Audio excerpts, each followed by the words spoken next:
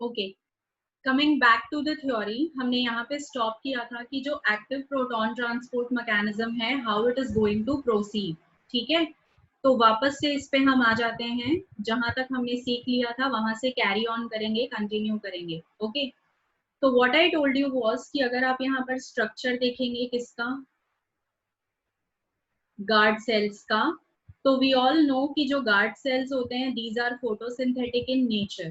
ठीक है, तो गार्ड सेल्स के अंदर जब फोटोसिंथेसिस चलेगा तो यहाँ पर किसका फॉर्मेशन होता है, शुगर मॉलिक्यूल्स का। These sugar molecules are later on going to change or get modified into malic acid। ठीक है, ये किस में मॉडिफाई हो जाएंगे, ये एक कंपाउंड में मॉडिफाई हो जाते हैं जिसका नाम होता है malic acid. Now as you can see कि ये एसिड है तो इसकी टेंडेंसी होगी H प्लस आयंस लिबरेट करने की। ठीक है, तो लेटर ऑन क्या होता है कि ये जो मैलिक एसिड है it is going to break down into two things, two types of ions. The first will be malate ions और जो दूसरे होंगे वो H प्लस आयंस होंगे। यहाँ तक किसी को कोई भी प्रॉब्लम है? Is there any problem to anyone? Malic acid is going to break down into two types of ions, that is malate ions and H plus ions. Clear? अब जो malate ions हैं ये साइटोप्लाज्म ऑफ गार्ड सेल में रहेंगे। ठीक है, mallet ions कहाँ पर प्रेजेंट रहेंगे, these will be present in cytoplasm of guard cell. और H प्लस आयंस जो हैं, मतलब कि जो प्रोटॉन्स यहाँ पर जनरेट हुए हैं, ये वाले जो प्रोटॉन्स होते हैं they are now coming to move out. ये क्या करेंगे, ये जो H plus ion guard cell के अंदर जनरेट हुआ, later on these H plus ions start migrating out of the guard cell।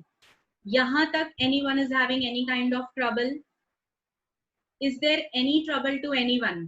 जो मैलेट आयंस जनरेट हुए हैं वो साइटोप्लाज्म ऑफ गार्ड सेल के अंदर ही रहेंगे। जो H प्लस आयंस जनरेट हुए हैं they are going to come out of the guard cell. Is there any problem to anyone? यहाँ तक समझने में किसी को भी कोई भी प्रॉब्लम है then do let me know कि यहाँ पर समझ में नहीं आया है मैम। Is there anyone? किसी को भी प्रॉब्लम है? नो। तो यहाँ पे जैसे ही ये H प्लस आयंस बाहर आना स्टार्ट होते हैं, ठीक है, ओके, कुणाल का एक डाउट है वो क्लियर कर देते हैं। Chloroplast are inactive in guard cells in monocot. बेटा उसके बारे में बाद में बात करेंगे, अभी हम डाइकॉट्स की बात कर रहे हैं, वो एटलीस्ट आप समझ लो, ये वाला कंसेप्ट बाद में आएगा। ठीक है, तो fine, coming back to the topic कि यहाँ पे जो H प्लस आयंस हैं, मतलब कि जिनको आप प्रोटॉन्स भी कहते हो, these protons are going to come out of the guard cell. ठीक है, ये सब बाहर आ जाएंगे, तो इनका pumping out of the guard cell हो रहा है। Now what is going to happen, आपको भी पता है कि अगर यहाँ पर प्रोटॉन बाहर आ गया तो जो मैलेट आयन है ऑब्वियसली ये कौन सा चार्ज ऑक्यूपाई कर रहा होगा, नेगेटिव चार्ज ऑक्यूपाई कर रहा होगा।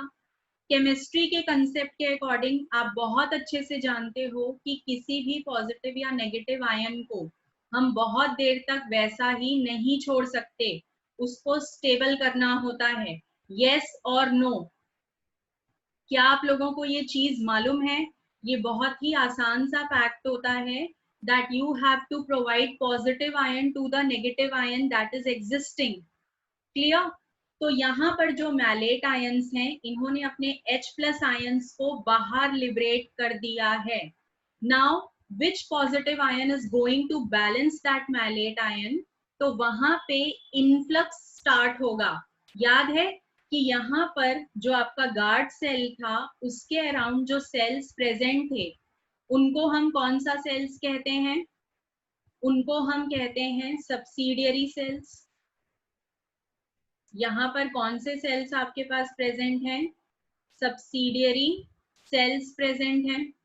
तो ये जो सब्सिडियरी सेल्स प्रेजेंट हैं these are actually the store house of K plus ions. यहाँ पर क्या स्टोर्ड रहता है? के पॉजिटिव आयन स्टोर्ड रहता है। अब जो मैलेट आयन आपका गार्ड सेल के अंदर है, ठीक है, उसको बैलेंस करने के लिए यहाँ पर जो के पॉजिटिव आयंस हैं that are going to move in. Is it any doubt to anyone? जो मैलेट आयन नेगेटिव है, यहाँ पर के प्लस आयन जो है now it is going to move inside the cytoplasm of guard cell in order to balance that malate ion. तो जब ये के प्लस मैलेट के साथ ज्वाइन होगा तो यहाँ पर एक कंपाउंड का फॉर्मेशन होगा और उस कंपाउंड का नाम क्या होता है? उस कंपाउंड का नाम होगा पोटेशियम मैलेट। ठीक है, यहाँ पर एक कंपाउंड का फॉर्मेशन होगा that will be potassium malate, जो कि एक सॉल्ट की तरह फंक्शन करेगी। तो इससे आपको क्या समझ में आ रहा है कि गार्ड सेल के अंदर कंपाउंड का फॉर्मेशन हो गया that is basically going to increase the solute concentration. Yes और नो? गार्ड सेल के अंदर जैसे ही पोटेशियम आयंस गए तो उन्होंने कंबाइन किया मैलेट के साथ, that led to the formation of potassium malate, जिसकी वजह से गार्ड सेल के अंदर concentration of solute got increased. ठीक है, तो अगर मैं यहाँ पे आपको बोलूं कि जो आपका गार्ड सेल है वो हाइपरटोनिक हो चुका है, तो क्या मैं आपको कुछ गलत बोल रही हूँ? ऑब्वियसली नॉट, क्योंकि वो हाइपरटोनिक हो चुका है। अगर आप यहीं पर कंडीशन देखेंगे किसकी, यहाँ पे आप कंडीशन देखोगे सब्सिडियरी सेल की या दूसरे एपिडर्मल सेल्स की, तो वो अब कैसे हो जाएंगे? वो बिहेव करेंगे हाइपोटोनिक, क्योंकि उन्होंने अपना के प्लस गार्ड सेल को दे दिया है, तो वहां पर आयनिक कंसंट्रेशन घट चुकी है। ठीक है, तो यहाँ पे के प्लस का जो इनफ्लक्स होता है ना, मतलब यहाँ पे जो इनफ्लक्स हो रहा है के प्लस का, सबसे पहले तो याद रखिए कि that is done by active transport. Energy लगती है के प्लस को अंदर पहुंचाने में। ठीक है, यहाँ एक्टिव ट्रांसपोर्ट चल रहा है जिससे के प्लस अंदर गया। अब ये जो के प्लस है ये अंदर जाके मैलेट से कंबाइन करेगा, कंडीशन हाइपरटोनिक बनाएगा। सब्सिडियरी सेल की जो कंडीशन है वो हाइपोटोनिक हो जाएगी, दूसरे एपिडर्मल सेल्स भी हाइपोटोनिक रहेंगे। ठीक है, तो यहाँ पे अब क्या सिचुएशन आ गई है? हाइपरटोनिक और हाइपोटोनिक वाली। अब देखते हैं आगे क्या होगा। ये जो के प्लस है इसका जब इनफ्लक्स होता है अंदर तो ये बहुत ज्यादा एक्सेस हो जाते हैं। मतलब अगर आप यहाँ पे H पॉजिटिव के जाने के बाद के प्लस का कंसंट्रेशन देखोगे तो वो बहुत ज्यादा हो जाता है। तो जो भी एक्स्ट्रा मॉलिक्यूल्स ऑफ के प्लस हैं उनको बैलेंस करने के लिए बाहर से क्लोराइड भी अंदर जाता है। ठीक है, जो भी एक्स्ट्रा मॉलिक्यूल्स ऑफ के प्लस हैं उनको बैलेंस करने के लिए बाहर के सब्सिडियरी सेल से या दूसरे एपिडर्मल सेल से और कौन अंदर जाता है? क्लोरीन भी अंदर जाता है। ठीक है, तो यहाँ पर क्लोरीन भी अंदर जाएगा अलोंग विथ के प्लस टू बैलेंस इट। अब जब ये इनफ्लक्स हो गया, कंडीशन आपकी जनरेट हो गई हाइपरटोनिक और हाइपोटोनिक वाली, तो आपको भी पता है कि वाटर मॉलिक्यूल्स जो हैं वो हाइपोटोनिक कंडीशन में ज्यादा होंगे। यस और नो? हाइपोटोनिक कंडीशन में वाटर मॉलिक्यूल्स जो हैं वो ज्यादा होंगे। Do you all agree? तो अगर यहाँ वाटर मॉलिक्यूल ज्यादा है तो that is ultimately going towards hypertonic medium, जो कि कहाँ पे डेवलप हुआ है? जो डेवलप हुआ है गार्ड सेल के अंदर। मतलब हम क्या बोल रहे हैं कि सब्सिडियरी सेल से जो वाटर है वो किसके अंदर जाएगा? गार्ड सेल के अंदर जाएगा। ठीक है, तो जब सब्सिडियरी सेल से वाटर गार्ड सेल के अंदर जा रहा है तो यहाँ पे जो प्रोसेस चल रहा है दैट इज एंडोऑस्मोसिस, और इसी एंडोऑस्मोसिस के प्रोसेस से आपको यहाँ पर जो रिजल्ट मिल रहा है वो मिल रहा है टर्जिडिटी। ठीक है, जो यहाँ पे आपके गार्ड सेल्स हैं that are going to become turgid. जब ये गार्ड सेल्स टर्जिड होते हैं तो उसके अंदर जो सेल्यूलोज के माइक्रोफाइब्रिल्स हैं वो उसको खींचते हैं and that is ultimately going to lead to opening of the stomatal pore. यहाँ पे वॉल थिक होता है अब जैसे ही ये गार्ड सेल्स टर्जिड हो जाएंगे because of endosmosis of water, तो इनकी टर्जिडिटी की वजह से ये जो स्टोमेटल पोर है that is going to get open. यहाँ पे स्टोमेटा क्या हो गया, ओपन हो गया। तो is there any problem to anyone regarding opening of stomata with this theory? इस थ्योरी में अभी तक मैंने आपको बताया कि स्टोमेटा ओपन हुआ है, तो यहाँ ओपन होने में किसी को भी किसी भी स्टेप में कोई प्रॉब्लम है? नो। ठीक है, now let us have a look at closing. ठीक है, ये जो नोट्स हैं ये आप लोग रिकॉर्डिंग से ले सकते हैं, I am going to give you afterwards also. अब हम चले जाते हैं क्लोजिंग के मैकेनिज्म पे। ठीक है, तो when we talk of closing mechanism, या जब आप देखोगे कि क्लोजिंग कैसे होती है, तो जो प्रोसेस है वो कंप्लीटली यहाँ पर उल्टा चलेगा। अभी तक आपने क्या देखा था कि गार्ड सेल के अंदर क्या हो रहा था, इनफ्लक्स हो रहा था पोटेशियम का। अब सबसे पहले जब आपको क्लोजिंग ऑफ स्टोमेटा देखना है तो क्लोजिंग होती है रात के समय पर। तो आपको ये जानना होगा कि रात के समय पर प्लांट्स के अंदर एक हार्मोन एक्टिवेट हो जाता है दैट इज एब्सिसिक एसिड। ठीक है, and this abscisic acid is going to influence the permeability of the guard cell. ये क्या करने वाला है, गार्ड सेल की परमिएबिलिटी को इन्फ्लुएंस करने वाला है। जो डिफ्यूजन का प्रोसेस है या जो ऑस्मोसिस का प्रोसेस है उसको ये इन्फ्लुएंस करने वाला है, इनफ्लक्स ऑफ पोटेशियम को इन्फ्लुएंस करने वाला है। ठीक है, तो अब क्या होगा कि जैसे ही यहाँ पर एब्सिसिक एसिड अपना काम करना स्टार्ट करता है तो क्या होगा कि जितने भी K प्लस आयंस अंदर थे ये सब बाहर आने लगेंगे। मतलब अब आप क्या देखोगे, अब आप देखोगे efflux of K plus ion, मतलब कि बाहर आ रहे हैं पोटेशियम आयंस सारे के सारे। जब पोटेशियम आयन बाहर आ रहा है तो ऑब्वियस सी बात है कि जो Cl माइनस उसको बैलेंस करने गया था that will also come out. तो इससे आपको क्या पता चल रहा है, रिजल्ट क्या आ रहा है कि जो गार्ड सेल है उसके अंदर की सॉल्ट कंसंट्रेशन या आयनिक कंसंट्रेशन डिक्रीज हो रही है। ठीक है, अगर यहाँ पे आप गार्ड सेल का सिचुएशन देखोगे तो गार्ड सेल के अंदर अभी क्या कंडीशन हो रही है कि यहाँ पे K प्लस आयन का कंसंट्रेशन घट गया, यहाँ पर क्लोरीन आयन का कंसंट्रेशन घट गया, and because of decrease in ionic concentration guard cell का जो कंडीशन है वो हो जाएगा हाइपोटोनिक। ठीक है, क्योंकि जितने भी ऐसे आयंस थे those were responsible for creation of salt compounds, वो सब तो बाहर आ गए, तो वहां का कंडीशन हो गया हाइपोटोनिक।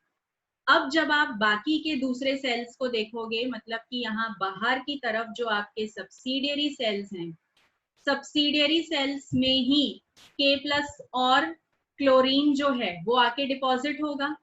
तो क्योंकि अब K प्लस और क्लोरीन जो है वो वापस से सब्सिडियरी सेल्स में आ गया, तो अगर मैं यहाँ आपको कंडीशन बोलूं सब्सिडियरी सेल्स का, ठीक है, तो सब्सिडियरी सेल्स का कंडीशन क्या है यहाँ पे, now they have become hypertonic. अब उनका जो कंडीशन है वो हाइपरटोनिक हो चुका है। तो अगर ये सारे सेल्स हाइपरटोनिक हो गए यहाँ पे तो what is going to happen, again movement of water आपको क्या दिखाई देगा, हाइपोटोनिक से हाइपरटोनिक। मतलब अब जो वाटर का मॉलिक्यूल है that is going to go out of the guard cell and it is moving towards subsidiary cell. तो जो कंसेप्ट यहाँ पे चल रहा है that is exoosmosis, yes or no?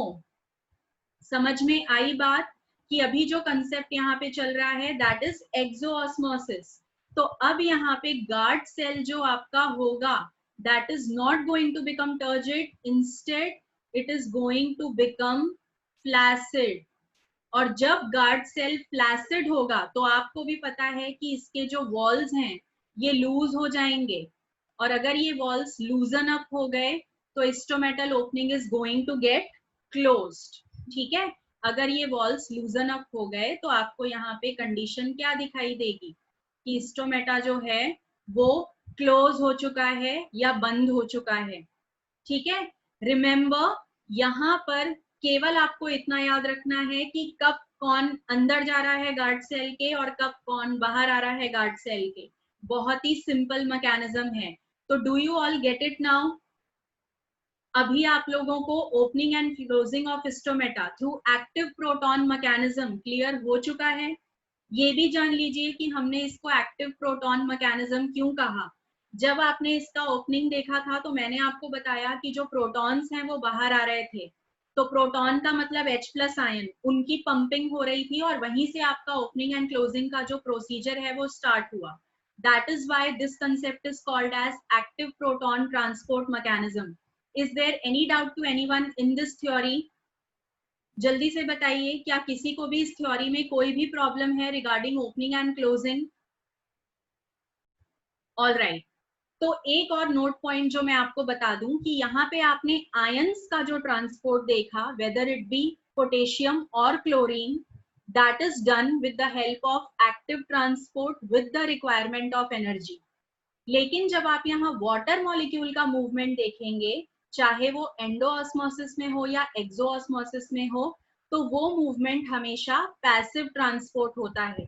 ठीक है, याद रखिए that movement of ions in this particular theory is mediated by active transport।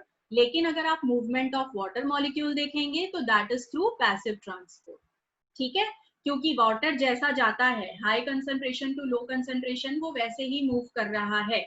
All right, so this is the theory जो आपको यहाँ पर याद करनी है। This is the most important one, आपको ये समझना बहुत जरूरी है। तो अगर इसमें कोई भी डाउट होता है आप बाद में भी पूछ सकते हैं। Let us proceed then.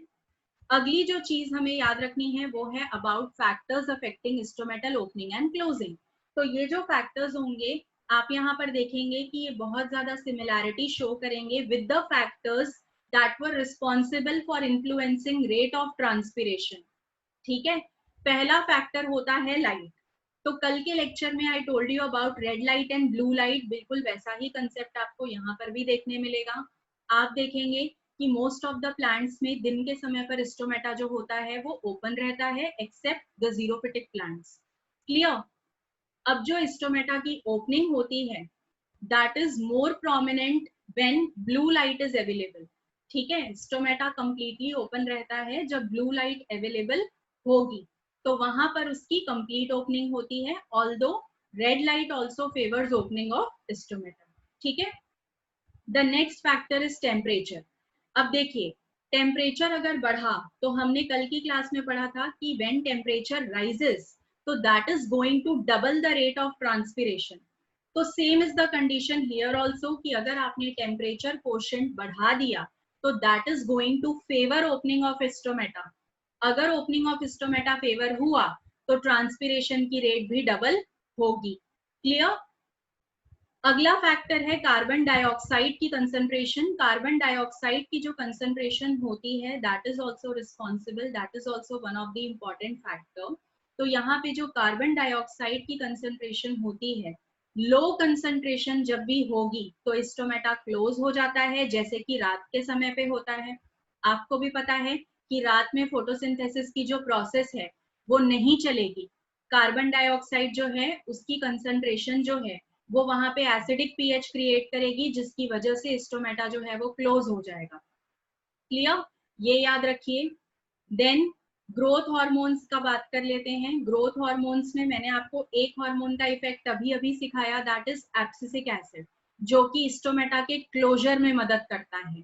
अगर आपसे पूछा जाए कि वो हार्मोन कौन सा है जो कि स्टोमेटा की ओपनिंग को फेवर करेगा, तो वो हार्मोन होता है cytokinin. Clear? Cytokinin hormone is responsible for the opening of stomata. Is it clear? ABA और साइटोकिनिन, क्योंकि इन दोनों का फंक्शन ऑपोजिट है स्टोमेटा के ऊपर, ठीक है, तो इनका नाम आपको अच्छे से याद होना चाहिए। Cytokinin is going to induce opening and ABA is going to stop opening, मतलब कि क्लोज करने को फेवर करेगा। तो these are some of the factors that you have to remember here. इसके अलावा एटमॉस्फेरिक ह्यूमिडिटी भी आपके लिए काफी इंपॉर्टेंट है। When we talk of atmospheric humidity, तो हमें भी पता है कि स्टोमेटा जो है अगर वो ज्यादा टाइम के लिए खुला रहेगा, ज्यादा टाइम के लिए ओपन रहेगा, तो तो ह्यूमिड एटमॉस्फेयर जो है उसको क्या करेगा, फेवर करेगा। बट अगर आपने ड्राई एटमॉस्फेयर की बात की है तो वहां पे स्टोमेटा जो होता है वो किस तरीके से पार्शियल ओपनिंग शो करता है। क्लियर? अब आप कंफ्यूज मत हो जाइएगा कि मैम कल तो ट्रांसपिरेशन में हमने कुछ उल्टा सीखा था। हमने सीखा था कि ह्यूमिडिटी ज्यादा होती है तो ट्रांसपिरेशन घटता है, ह्यूमिडिटी कम होती है तो ट्रांसपिरेशन बढ़ता है। तो यहाँ पे देखिए स्टोमेटा अगर खुला भी है तो जरूरी नहीं है कि हमेशा उसके खुलने पे ट्रांसपिरेशन होता रहे। ठीक है, कीप दिस इन माइंड कि यहाँ पे अगर स्टोमेटा ओपन भी है, कंप्लीटली ओपन है हाई एटमॉस्फेरिक ह्यूमिडिटी में, but it is not necessary कि वहां पे ट्रांसपिरेशन चले ही चले। क्लियर? Remember this point. तो यहाँ तक किसी को any problem, anybody is having any problem in understanding the factors? Any one of you, कोई भी ऐसा फैक्टर जो आपको क्लियर ना हुआ हो तो फिर हम उसके बारे में दोबारा से बात करेंगे, अगर आपको कोई फैक्टर क्लियर नहीं हुआ है तो। फाइन, तो let us move to the next topic which is termed as guttation. अब ये जो गटेशन होता है that is actually loss of water from uninjured part या मार्जिन ऑफ द लीव्स। अभी तक हमने ट्रांसपिरेशन में क्या सीखा था कि पानी का लॉस होगा from the surface of leave. ठीक है, अभी आपके पास अंतर क्या है, गटेशन में आपको लॉस ऑफ वाटर दिखाई देगा but from margin of leaf, उसकी मार्जिन से। ठीक है, तो जब मार्जिन से वाटर लॉस होता है then the concept is termed as guttation. अब यहाँ पे जो एक्सूडेड लिक्विड होता है वाटर के साथ जो बाहर जाता है, उस लिक्विड के अंदर आपको ऑर्गेनिक और इनऑर्गेनिक सब्सटेंसेस का प्रेजेंस भी दिखाई देता है, तभी हम उसे एक्सूडेट कहते हैं। Clear? The coming out liquid is termed as exudate. अब इसके अलावा आप गटेशन में क्या याद रखेंगे कि जो गटेशन है that is actually short distance transfer of the exudate, मतलब कि बहुत ही लॉन्ग डिस्टेंस प्रोसीजर नहीं है जैसे कि ट्रांसपिरेशन होता है। गटेशन शॉर्ट डिस्टेंस लिबरेशन होता है किसका, एक्सूडेट्स का। तो ये आपको कब दिखाई देगा, जब आप हर्बेशियस प्लांट्स को देखेंगे। यूजुअली हर्बेशियस प्लांट्स आपको पता है कि उनकी हाइट काफी छोटी होती है, तो वहां पे गटेशन फेवर किया जाता है। तो यहाँ कुछ प्लांट के एग्जाम्पल आपके सामने हैं, you can see it in grasses. आप इसको देख सकते हो कोलोकेशिया पे। ये कुछ इंपॉर्टेंट प्लांट्स हैं जिनका एग्जाम्पल आप याद रखेंगे। अगर आप गटेशन को देखेंगे तो गटेशन कुछ स्पेशल टाइप ऑफ सेल्स की मदद से होता है, कुछ स्पेशल टाइप ऑफ ओपनिंग की मदद से होता है, and that opening is called as hydathodes. ठीक है, ट्रांसपिरेशन वाज थ्रू स्टोमेटा, लेकिन यहाँ पे जो गटेशन होता है मार्जिन में होता है पत्तियों की, तो वहां पर एक स्पेशल ओपनिंग होती है जिसको हम हाइडाथोट्स कहते हैं या फिर वाटर स्टोमेटा कहते हैं। ऑल राइट, तो these are responsible for guttation. Generally guttation आपको देखने के लिए मिलेगा मिड डे, मतलब दिन के बीच में, या फिर ये आपको अर्ली मॉर्निंग दिखाई देगा। अर्ली मॉर्निंग जब आप उठते होंगे, आप में से काफी लोगों को अगर गार्डन जाने की आदत होगी तो वहां पे आप देखते होंगे कि जो वहां पर ग्रास होती है वो विदाउट स्प्रिंकलिंग वाटर भी थोड़ी सी वेट रहती है, वहां पे आपको मॉइस्चर फील होगा। क्या किसी ने भी ये चीज एक्सपीरियंस किया है? अगर आप अर्ली मॉर्निंग गार्डन जाते होंगे, अगर आप घास पर चलते होंगे, then you might have experienced कि वो पहले से ही मॉइस्टेंड होती है, तो that is because of guttation. Clear? वो किसकी वजह से होता है, गटेशन की वजह से होता है। अब प्रोसेस ऑफ गटेशन जो है शॉर्ट डिस्टेंस मेथड है, तो ये रूट प्रेशर की वजह से होता है। याद कीजिए, जब हमने एसेंट ऑफ सैप की बात की थी तो मैंने आपको समझाया था कि रूट प्रेशर जो होता है that is responsible for pushing water molecule only up to a shorter distance. Remember or not? हाँ या ना? Yes. तो यहाँ पर root pressure is going to favour guttation. ठीक है, रूट प्रेशर किसको फेवर करेगा, गटेशन को फेवर करेगा। ऑल राइट, अब एक जो चीज आपको याद रखनी है दैट इज एपिडेम या ट्रांसफर टिश्यू। तो ये मैं आपको दिखाती हूँ structurally. Now this is a picture जिसमें आपको गटेशन दिखाई दे रहा है बहुत ही क्लियरली। आपको दिख रहा है कि जो वाटर के ड्रॉपलेट्स हैं या जो एक्सुडेट है हाइडाथॉट के थ्रू जो बाहर आया है, that is present on margin of leaf. ठीक है, मैंने इसीलिए ये पिक्चर आपके लिए पुट अप किया है। मार्जिन ऑफ लीफ पे आपको एक्सुडेट दिखाई दे रहा होगा, तो that is denoting to you कि वहां पे गटेशन हो रहा है। इसके अलावा अगर आप सेकेंड डायग्राम देखेंगे तो वहां आप अच्छे से ऑब्जर्व कर सकते हैं किस किस चीजों का प्रेजेंस। आपको वाटर स्टोमेटा दिखाई दे रहा है, जिसका नाम हमने हाइडाथोट पढ़ा है। ठीक है, hydathode is only water stomata. आपको यहाँ सब स्टोमेटल चेम्बर दिखाई दे रहा है, and then you can see epithem या ट्रांसफर टिश्यू। कुछ भी नहीं होता है, ये जो एपिडेम या ट्रांसफर टिश्यू है that is a group of parenchymatous cells. यहाँ पर कौन प्रेजेंट होते हैं? पैरेनकाइमेटस सेल्स होते हैं।